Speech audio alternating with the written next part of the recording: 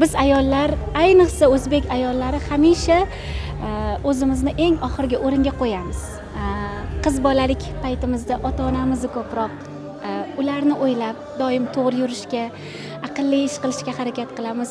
Turmushga chiqqandan keyin turmush o'rtog'imizni, qaynona-qaynotamizni, farzandli bo'lganimizdan keyin esa farzandlarimizni o'ylab ish qilishga harakat qilamiz. Men o'ylaymanki, o'zimizni qachon o'ylaymiz, qadrdon ayollarimiz, ozgina bo'lsa ham o'zimizni ham o'ylab turishimiz kerak bo'ladi.